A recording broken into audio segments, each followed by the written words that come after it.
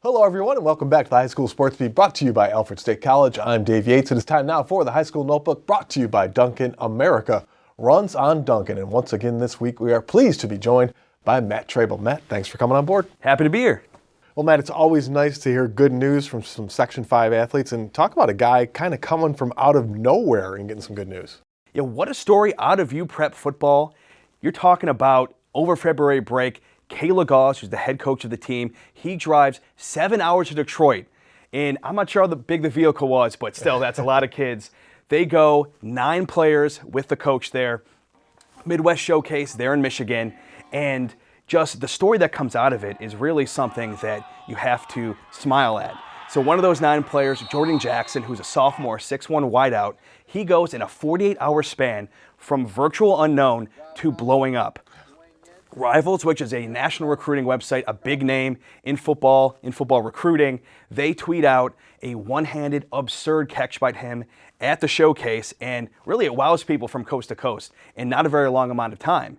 Within 24 hours, you had receivers coaches from both Kansas and Mississippi State reaching out. Michigan State followed soon after. A day later, Les Miles and the Big 12 Jayhawks extend him an offer. And on top of that, him and 6 of his teammates advanced the national showcase in June in Florida. Big props to Coach Gause. What a great story. I mean, to have the coach, that type of dedication to take the guys that length and a trip like that, and it paid off in the end. So fantastic story right there. Talk a little bit about basketball now, heading to sectionals, and Victor, that team that just was running the table all the way through, and then all of a sudden they hit a little stumbling block there at the end. Yeah, it actually happened. Those mighty Victor Blue Devils, they came into the regular season finale, 19-0 record, which is obviously a big deal. But Hilton, they really wanted to exact some revenge on Victor for a big loss earlier in the season by 22 big points. Victor was impressive in this one, but you saw the Cadets storm back. The second half was a wild game of runs. You're talking about late in the third quarter, Hilton was up 4 points. But then with 4 minutes left in regulation, Victor was up double digits. Tahjae Hill, the Niagara commit, looked like the future D1 player that he is in this one, especially late, and especially in an overtime period that he causes because he sends it to the extra session with a pair of free throws. Clutch, composed. This kid, I'll say it again, he does not waste shots.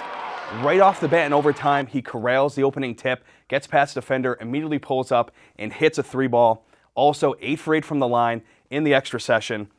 He's really, with Hilton winning big, they had a lot of other guys like Jason Story, like Niger Daniels down low. That played well, but Tahjae Hill was definitely at the forefront of it. And a case can be made that Victor, this might be helpful for them. Going into sectionals, they can really focus now on the game at hand instead of that lingering question mark of, can we stay undefeated? You know, Taj is one of those kids, it's like, it doesn't matter. You know you've got to stop him, but you just cannot stop him. If he wants to take over a game, he's going to take over a game, it seems like. Let's talk about girls now. Let's talk about a team that's, down last year and now making a lot of noise, and that'd be the Aquinas girls. Yeah, Aquinas, you don't really think of them maybe as much as a Class A powerhouse, but they go in girls basketball a year ago in the Class A sectional bracket, 10 seed.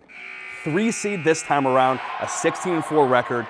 A junior guard in Chanel Alexander, she leads the charge. This is her 4th varsity season. She's been doing this at a high level for a very long time. She can really score 30 or more points whenever she pleases.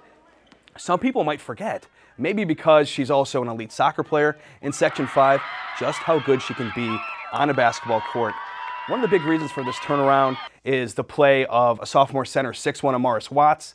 That's also kind of a big name with that last name in Section 5. And then a fellow junior guard, kind of like Chanel Alexander, Julie Sonricker, capable and confident, shooting from deep and also scoring in transition. Always great to be talking sectional basketball. It's going to be a fun time of the year. All right, Matt, great stuff as always. We are back with more of the High School Sports Beat brought to you by Alfred State College right after this.